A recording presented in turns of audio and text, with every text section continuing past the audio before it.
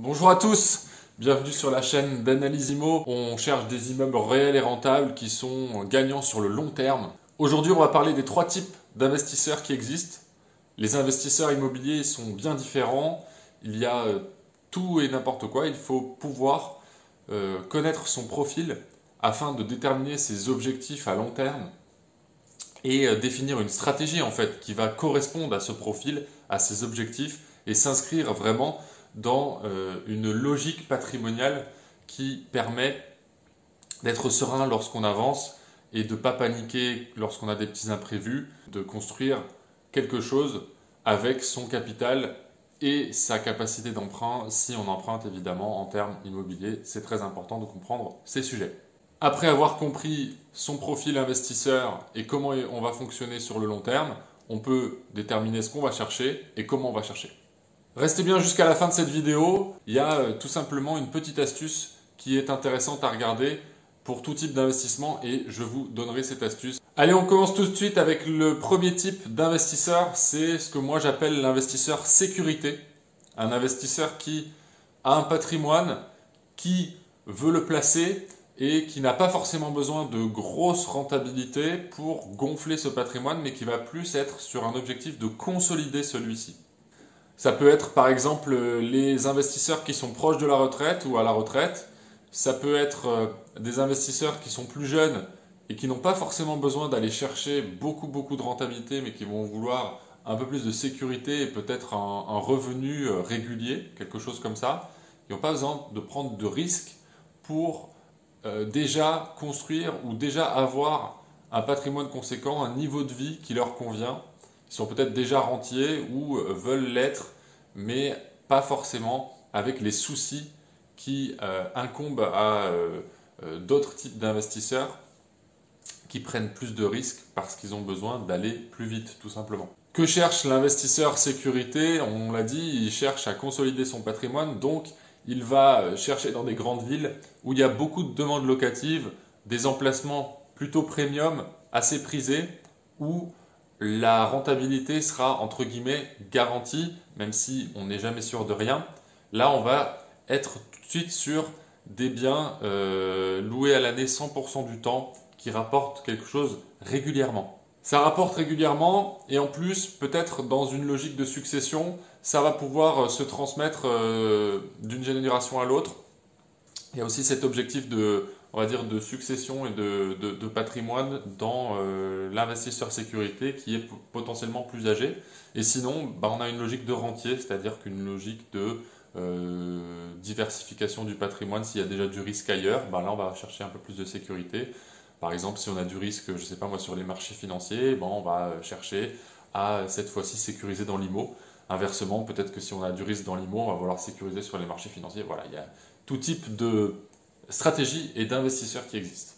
Donc on a parlé des villes qui vont intéresser les investisseurs sécurité. Sur ces villes, en général, on va avoir du 2 à 4% de rentabilité. Donc on va parler de Paris, Lyon, Bordeaux et les principales métropoles françaises, par exemple.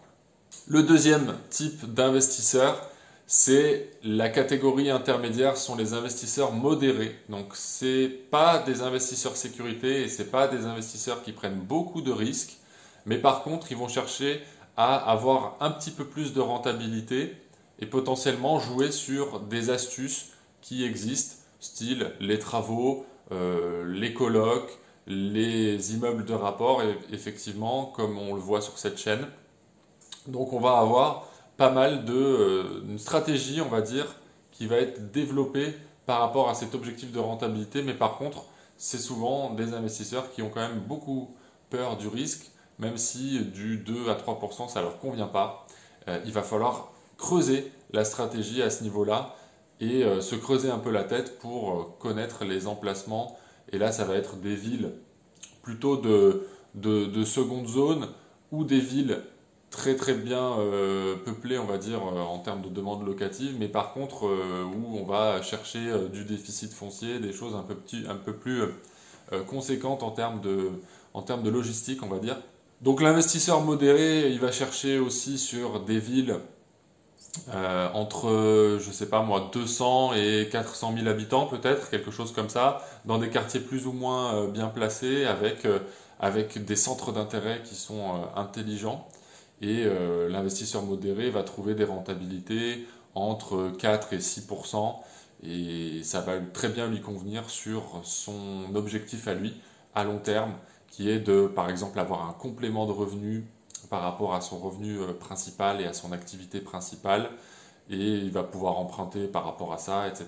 Donc on est vraiment dans quelque chose de milieu de gamme, milieu de parcours patrimonial, un peu monsieur tout le monde qui cherche à diversifier ses actifs et avoir un revenu complémentaire, par exemple. Je le vois bien dans cette catégorie-là.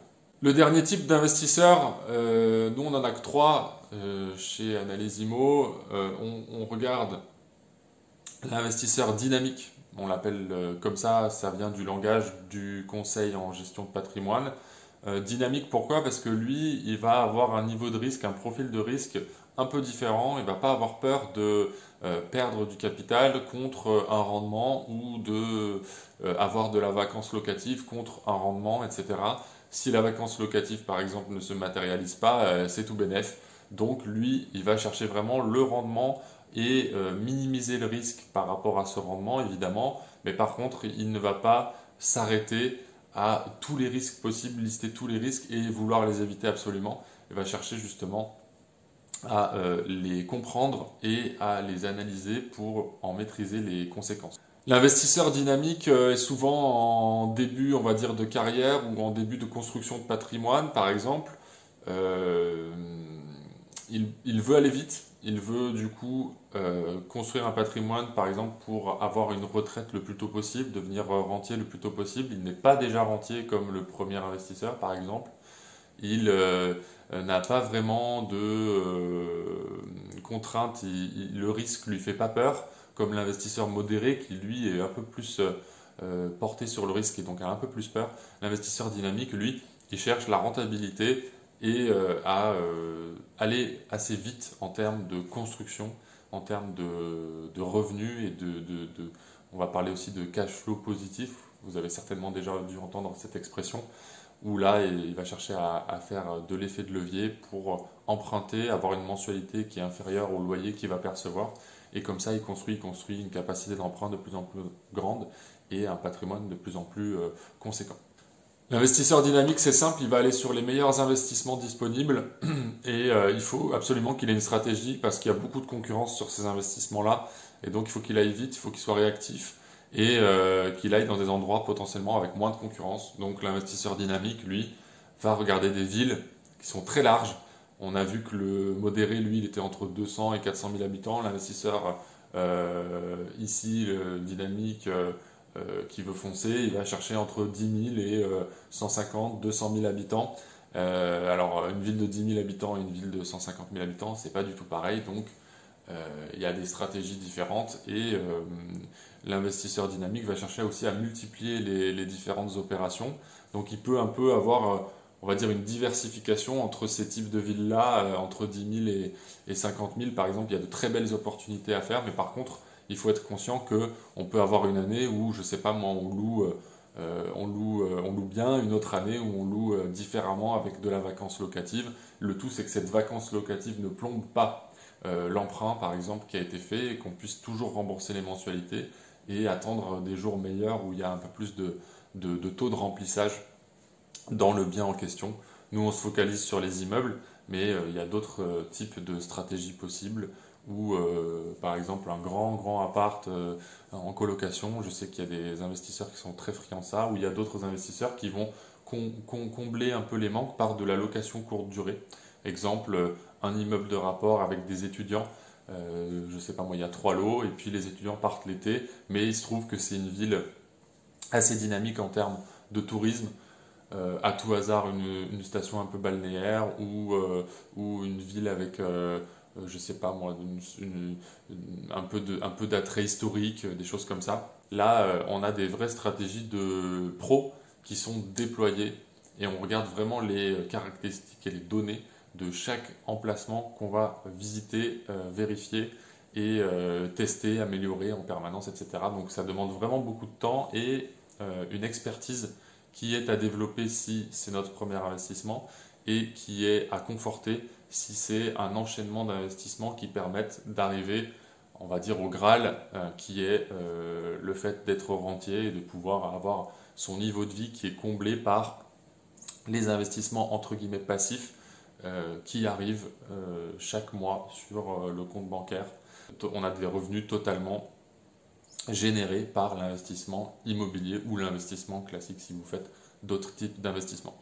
Et ça me fait une super transition du coup pour la petite astuce que je vous ai promise. Pour l'astuce, je vous propose d'aller dans votre navigateur et de taper Investor Compound Interest, super accent, Calculator. Et là, vous avez directement le premier lien qui est un site du gouvernement américain, mais bon, qui fait le taf. Et là, on vous demande de mettre les informations, par exemple, de ce que vous avez en termes de patrimoine, ce que vous allez placer, ce que vous allez emprunter, quelle est votre contribution mensuelle, donc par exemple les loyers que vous allez percevoir. Alors si vous placez en cash, vous allez mettre les loyers mensuels. Si vous avez un horizon de temps, par exemple, de 30 ans, vous allez mettre 30. Si vous avez, par exemple, du 7% et puis qu'après après impôt, ça fait du 5, par exemple, je ne sais pas, on va mettre le taux d'intérêt annuel que vous avez.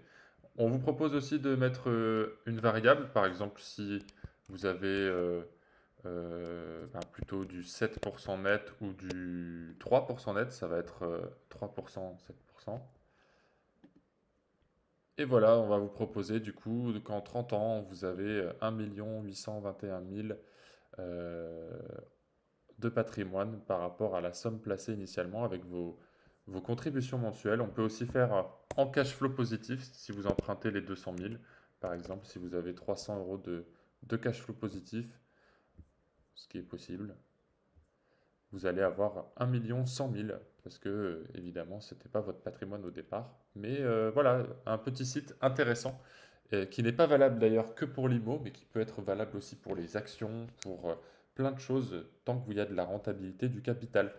Voilà, c'est la fin de cette vidéo. On a vu les 3 types d'investisseurs. Alors, ces 3 types d'investisseurs, c'est pas valable que pour l'immobilier, hein, c'est valable aussi pour pas mal de secteurs d'activité, de classes d'actifs, et ça reflète beaucoup la psychologie humaine et à quel stade on est de sa vie, etc. Qu'est-ce qu'on veut. C'est un questionnement permanent. On sait que si on définit son profil, qu'on définit ses objectifs, on a une stratégie qui se met en place et donc des étapes à court terme qui découle de l'objectif à long terme. Si vous avez aimé cette vidéo, n'hésitez pas, mettez un j'aime, on a absolument besoin de ça pour développer la chaîne.